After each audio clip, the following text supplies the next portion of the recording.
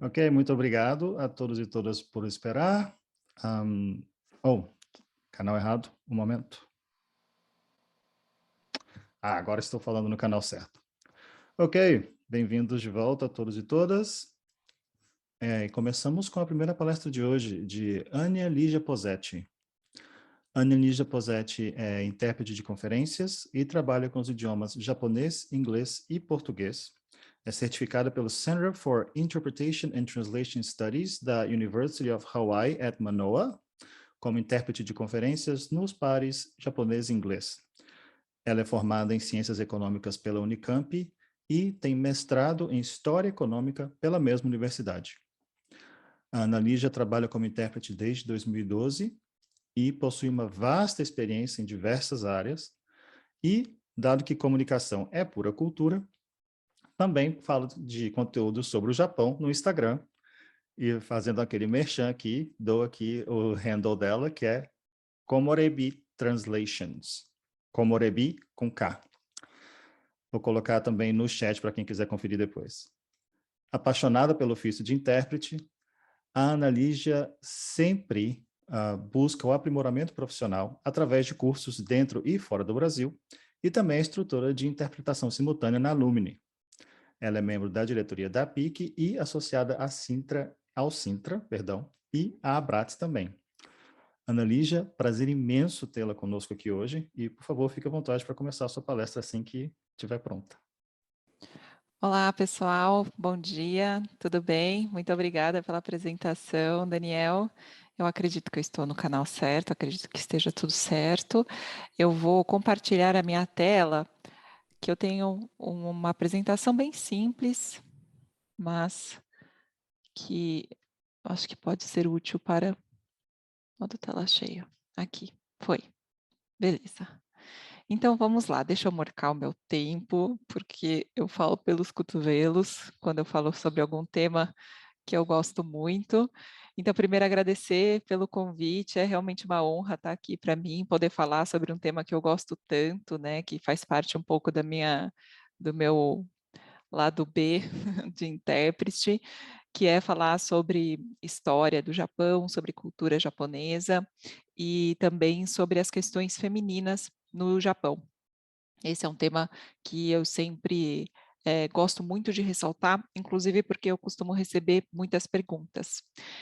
E, primeiramente, eu gostaria de, antes de começar a falar, né, agradecer a interpretação. Eu sei que do português está o Daniel, e desejo boa sorte aí para todo mundo. Eu prometo que vou falar numa velocidade que vai ser bacana para praticar. Espero que sim.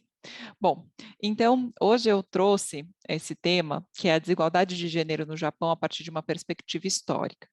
E por que que eu decidi falar sobre isso, né, quando a Dani me convidou? Exatamente porque eu acho que eu acho não, né, muitas pessoas normalmente me perguntam, né, como que é essa situação do machismo no Japão, né? As mulheres andam mesmo 3 passos atrás do homem? Ou como que é? Você já passou por alguma situação de machismo e tudo mais, né? Enfim. E eu sempre acho nessas horas, na hora de explicar para as pessoas, né, como que é o machismo no Japão, toda essa situação, eu sempre falo que a gente precisa olhar para a história para entender como que se formou, né, todos esses aspectos da cultura japonesa. E aí, antes de nós, isso aqui já foi apresentada, rapidamente, antes de nós falarmos propriamente sobre a questão feminina no Japão, eu quero convidá-los, né, a fazer um exercício que a gente precisa fazer quando nós vamos falar sobre outra cultura. Nós precisamos primeiro, né, ajustar a nossa visão, antes de mais nada. Hoje, nós estamos aqui nesse evento, né, de prática com pessoas de diferentes nacionalidades, que significa que são pessoas com diferentes backgrounds, que têm diferentes crenças, que na sua educação tiveram diferentes referências de arte, que foram educadas em uma determinada moral, que moram num país que tem determinadas leis e costumes, e que dentro de sua família tem hábitos, e também dentro da sua sociedade tem algumas habilidades, algumas capacidades que são comuns, né, às pessoas. Então, a gente tem que entender que todos nós aqui, né, estamos com diferentes backgrounds e muitos de nós somos de diferentes culturas. E isso impacta na forma como nós nos comunicamos, e como também nós lidamos com diversas situações.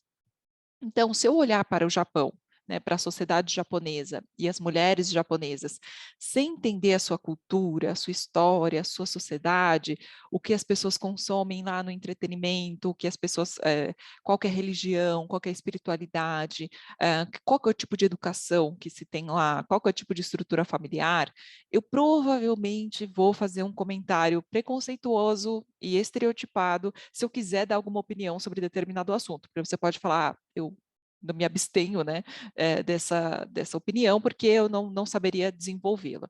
Mas, se você for falar sem muito conhecimento, provavelmente vai sair alguma coisa bem estereotipada ou meio preconceituosa, mais num tom de julgar do que de entender. E quando a gente dá de cara com o desconhecido, normalmente a gente quer entender, né, a gente quer explicar, né, por que que aquilo é diferente. Mas não precisa fazer isso, né, porque uma cultura não é nem pior e nem melhor que a outra. Uma cultura é apenas diferente. E é muito difícil para nós que estamos inseridos dentro da nossa cultura entendermos que a gente que tudo que nos circunda, né, faz parte dessa cultura. Eu, Ana Lígia, cresci aqui no Brasil, depois eu passei uma parte da infância no Japão, e depois fiz o final do ensino fundamental, médio aqui, fiz uma faculdade brasileira, assisto TV aqui no Brasil, tenho uma religião que é cristã, tenho minhas referências familiares, e tudo isso é muito mais parecido com outros brasileiros do que com alguém que tem outras referências do outro lado do mundo. Então, a gente sempre fala, quando a gente fala de cultura, que nós somos como peixes que não sabemos que estamos na água, né?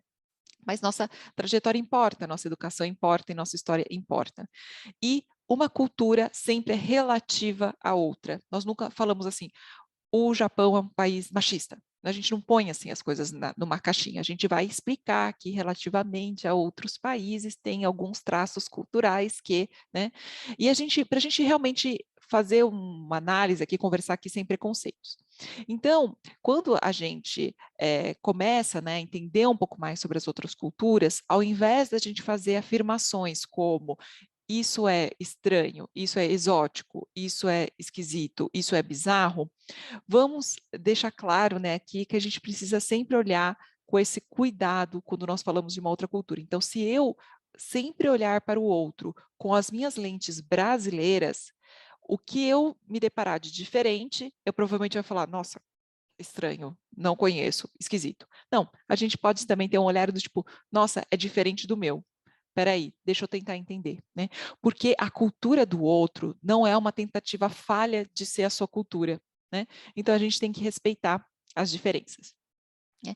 Mas a gente, então, quando a gente vai falar, né, a gente tem que sempre levar em consideração a cultura do outro, mas a gente não pode culpar a cultura por tudo, né? E passar pano, né, para atitudes inadequadas, como uma atitude machista, né? A gente precisa entender de onde tudo isso vem, quais são as influências, como que uma sociedade evoluiu, mas a gente precisa avançar, né? Não dá para manter a mesma lógica conservadora sobre a vida, sobre a relação do homem e da mulher, assim, para sempre, né? Então, vamos avançar mais uma parte para a gente entrar no Japão. Bom, algumas estatísticas para a gente começar, né? O Japão ocupa uma posição muito baixa no ranking global de igualdade de gênero do Fórum Econômico Mundial.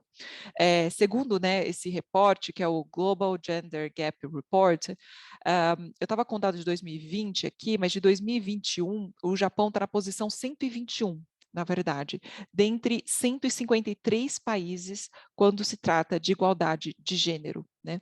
E as principais causas dessa colocação, elas estão na baixa percentagem de mulheres no parlamento, né, que são apenas 9,9%, né, menos de 10% da população, ela está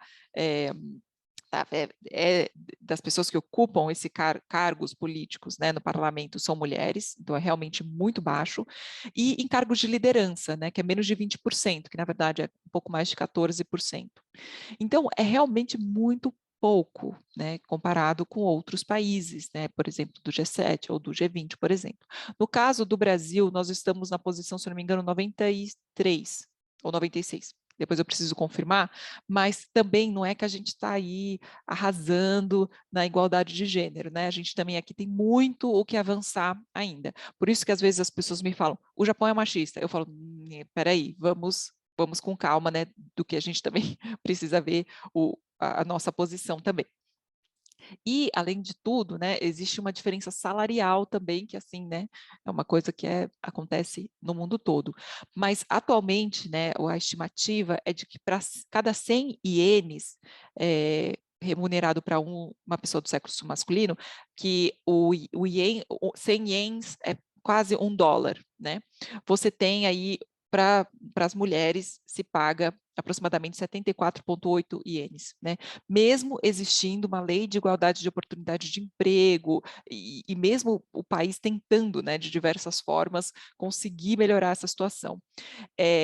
Foi feito, né, um plano no governo do Shinzo Abe, que é o governo anterior, para que a mulher tivesse, para que se alcançasse, né, um, números maiores, né? Por exemplo, para que no parlamento tivesse tantos por cento de mulheres e em cargos de liderança, tantos por cento, mas como um objetivo para 2020, mas esse objetivo não foi alcançado. Então, eles jogaram essa meta para 2030. Então, algumas políticas vêm sendo feitas, mas ainda precisa mudar urgentemente, né, algumas práticas. E existe uma conscientização maior, com certeza, né, com relação a essas questões, principalmente das gerações mais novas, mas essas mudanças elas não podem ser tímidas, né, elas precisam ser significativas, mas tem algumas dificuldades aí.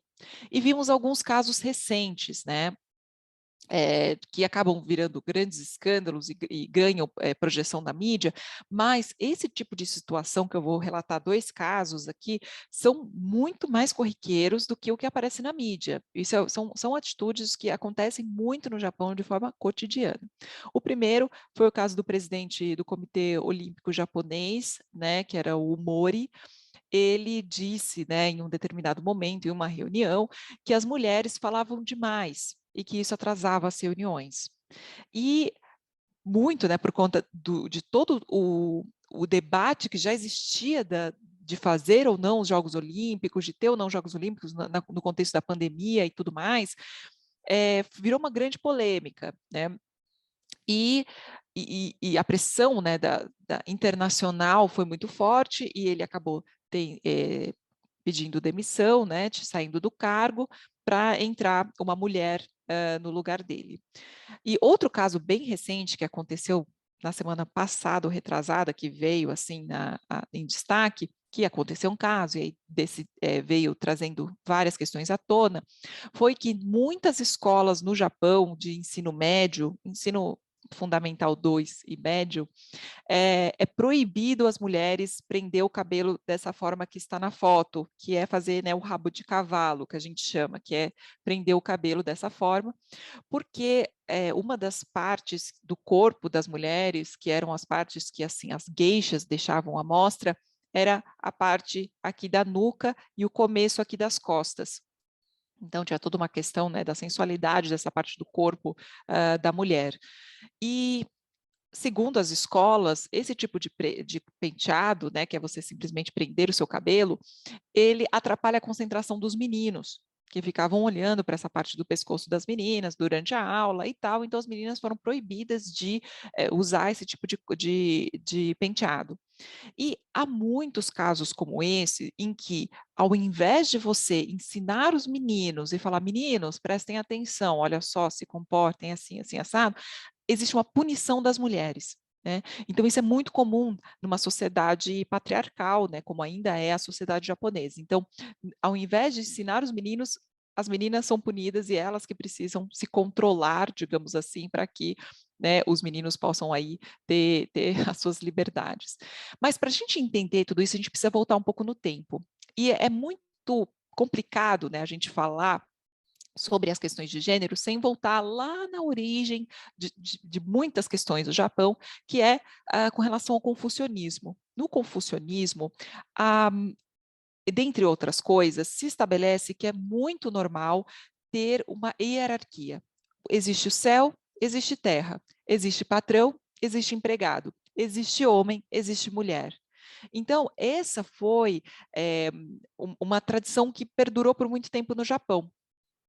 E servir a quem é hierarquicamente superior a você é uma forma de você ser recompensado na próxima vida. E essa posição só veio começar a ser questionada na virada do século XX, né, quando o Japão ele permaneceu fechado, com pouquíssima interação com o mundo externo, de 1600 até 1850, mais ou menos.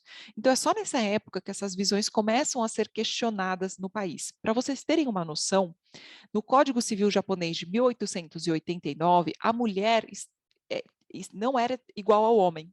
Ela estava submetida ao chefe de família. Se não fosse o marido, o filho mais velho. Então, isso vem de uma lógica confucionista, patriarcal, que, para vocês verem, está na lei, está no Código Civil. Né? E esse Código Civil ele só muda depois da Segunda Guerra Mundial. Então, na Constituição de 1947 é que fala todas as pessoas são iguais perante a lei e não deve acontecer discriminação com relação à etnia, credo, gênero e posição social. Gente, 1947 é ontem, é muito cedo, né? Então, tudo isso é muito enraizado no Japão. Né? Então, como que tudo isso a gente pode observar, né? Falar assim, mas como que essas mulheres estavam nesse período? Elas não faziam nada, elas não falavam nada, elas estavam ali apáticas? Não, na verdade não é bem assim. Né? A gente precisa entender que é uma sociedade extremamente patriarcal, né? E que até 1947 o homem legalmente mandava na mulher. Só que na virada do século XX começam a surgir algumas figuras, né, que eu trouxe aqui para vocês, que são as primeiras feministas, né, do Japão. Primeiro, a Toshiko Kishida, que é uma das mulheres minhas favoritas nesse mundo, nessa história, né, que ela tinha uma retórica impecável, ela viajou o país fazendo discurso, defendendo a igualdade de gênero, defendendo que as mulheres deveriam ter conquistas políticas, né, ter direitos econômicos e políticos. As mulheres, nessa época, no final do século XX, eram proibidas de participar da política. E ela falava, não, a gente tem que participar da política, isso é bom para o país. Né? E ela tem um dos discursos mais bonitos, assim, que eu acho, que é, no Japão existe uma expressão que falava que as meninas, elas deveriam ser criadas numa redoma, numa caixa. E ela falava que não, que as mulheres deveriam, a caixa que as mulheres devem ser encaixadas, né, assim, é tão grande quanto o mundo, a mulher tem que poder fazer o que ela quiser, né, e isso era um pensamento extremamente progressista para a época. Essa mulher era uma mulher além do seu tempo, né, então ela fala que a mulher deveria ser livre, né, que a mulher deveria galgar suas próprias conquistas. Outra mulher muito importante foi a Hiratsuka Raicho. Ela foi uma das fundadoras da primeira revista literária feminina japonesa, que começou em 1911. A revista ela foi um movimento literário, né, que falava sobre a libertação da mulher. Né? Você tinha poemas, tinha contos, ensaios, traduções de textos estrangeiros de feministas de fora do Japão, e falava sobre a necessidade do progresso, né, da igualdade. Outra foi a Fusae Ichikawa, que ela foi líder do movimento sufragista japonês, né? Principalmente depois da Primeira Guerra Mundial, ela cria uma organização, né, de mulheres para falar sobre política, para falar sobre posição, pelo fim da discriminação, né, contra a mulher, pelo ampliamento da educação feminina, né, para tentar mudar o Código Civil, etc. e tal. Então, é importante a gente lembrar que as mulheres japonesas não estavam alheias ao que estava acontecendo com elas mesmas, né? Elas estavam consumindo informações que chegavam fora do Japão, debatendo, protestando. Mas com séculos de patriarcado e com o contexto histórico do Japão se tornando um governo autoritário, extremamente belicista e imperialista, o que aconteceu foi que o conservadorismo acabou vencendo nesse contexto. E o que aconteceu foi que a educação feminina que se estabeleceu nesse período foi uma educação baseada em um conceito que foi cunhado nessa época, que é o... eu preciso mudar aqui. Que é o Ryosai Kenbo. Ryosai Kenbo significa boa esposa, mãe sábia. Então, a educação feminina que o governo autorizou era uma educação que prepara a mulher para ser uma boa esposa e uma mãe sábia. Então, essa figura que eu trago aqui para vocês, que é a Masako Miwada, ela foi uma das mulheres que criou uma das escolas para mulheres dentro desse conservadorismo, né? É, as mulheres, mas por que eu trouxe essa mulher e por que a gente tem que entender esse conservadorismo dentro de um determinado contexto, né? As mulheres, elas não estudavam. Então, a partir do momento em que a mulher, ela precisa ser uma mãe sábia, que vai ensinar os filhos a serem bons súditos do imperador e lutarem pela grandiosidade do Império Japonês, e vai ser uma boa esposa, apoiando o marido, o soldado, o súdito do imperador, ela ganha um papel social dentro da sociedade. Ela não é mais alguém que só cuida da casa, ela tem uma função social. E essa mulher pode, então, estudar história, pode estudar matemática, pode estudar a situação, contexto internacional, exatamente porque agora ela tem um papel. Então, infelizmente, foi uma vertente conservadora, mas umas mulheres, né, como Masako Miwada, elas mostraram, né, que a mulher, ela antes de se casar, ela precisava estudar. E isso foi muito importante para muitas mulheres que depois da Segunda Guerra perderam seus maridos e precisaram então buscar formas de sobreviver. Né? Então, a gente precisa entender, cobrar as mudanças, né? Mas é importante que a gente entenda que as mulheres japonesas não são alienadas, né? Que elas estão aí avançando e buscando melhorias. Eu trouxe o nome dessas duas mulheres rapidamente, que são duas pessoas da atualidade, né? A Chizuko Ueno, uma grande feminista, e a Shiori Ito, que é o rosto do Me Too, né, no Japão. Na minha página, eu estou trazendo esse mês, por dia, né, uma mulher diferente. E aproveitar, né, por fim, para fazer um convite para vocês lerem, né, mulheres japonesas. Para vocês terem uma noção de como as coisas estão mudando, ufa, né, a passos lentos, mas estão mudando, até a década de 80, a qualificação para se referir à literatura de autoria feminina era Joryu Bungaku e não Josei Bungaku. Joryu é uma palavra que é usada para remeter a trabalhos que mulheres estão fazendo, mas que são trabalhos de homem. Olha que loucura, tem uma expressão, né, que fala que uma área tradicionalmente dominada por homem, quando uma mulher faz alguma coisa nessa área, você fala que é Joryu e não Josei. Josei significa mulher, né, feminino. Você fala assim, é um trabalho que um homem faz, mas que uma mulher está fazendo. Mas agora não mais, agora a gente não usa mais essa palavra, a gente usa, né, Josei Bungaku. E aqui, né, para celebrar essas evoluções, eu trouxe 3 livros, né? O Memórias de um Urso Polar, da Yoko Tawada, que é super interessante, é uma autora incrível, ela escreveu em alemão e em japonês, esse livro ela mesma fez as 2 versões. A Sayaka Murata, com esse livro que chama Querida Combine, que vem questionar os padrões que a sociedade japonesa impõe à mulher, e Tsugumi, da Banana Yoshimoto, que fala sobre relações afetivas e saudade e nostalgia e tudo mais, que é um livro super bonito, que eu estou terminando de ler ele agora, e recomendo que vocês, de repente, possam aí fazer umas leituras bem interessantes aí de repente, aí no final de semana, tá bom? Então, era isso que eu tinha para falar hoje, passei 1 minuto aqui do meu tempo, mas espero que tenha sido bacana aí para aprender um pouco e fazer a prática. Muito obrigada. Muitíssimo obrigado, Ana Lígia. Que apresentação espetacular. Muito, muito obrigado, de verdade. Oi. Fico feliz. Que bom. Eu queria fazer só uma pergunta antes da gente sair para o intervalo, e eu sei que eu estou atrasando tudo, apesar de você ter ficado no tempo certinho, mas, rapidamente, qual que você acha que é o papel da forma de arte que o Japão mais exporta, que é o anime, na propagação e na perpetuação desses estereótipos machistas e sexistas da cultura japonesa? Sim, existe um desafio muito grande para que esses produtos que estão sendo cada vez mais consumidos fora do Japão tragam esses temas também. Isso não é nem só no anime, né? Nos doramas, muitas vezes se cria a imagem de uma mulher que o japonês até tem um conceito, né? Que é, Yamato Nadeshiko. Uma mulher que é a Yamato Nadeshiko é a mulher ideal japonesa. Ela é graciosa, ela é delicada, ela é submissa, ela fala baixo, ela é reservada, ela é meio assim, você tem ali uma capa, né, que a protege, uma redoma que a protege, ela é elegante, ela é fina, etc. Que muitos desses animes e doramas passam, né? Passam assim, a menina sempre buscando um homem que cuide dela e tal, e aquele romance, né, e tudo mais.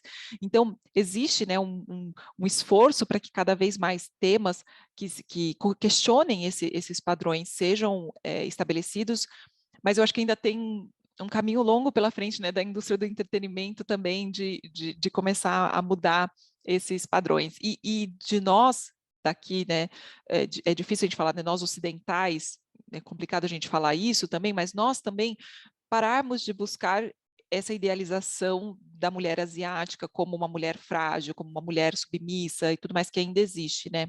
Então, a gente também começar a consumir, exigir, né, que esse tipo de conteúdo esteja mais disponível. Mas na literatura, isso tá fazendo um trabalho incrível.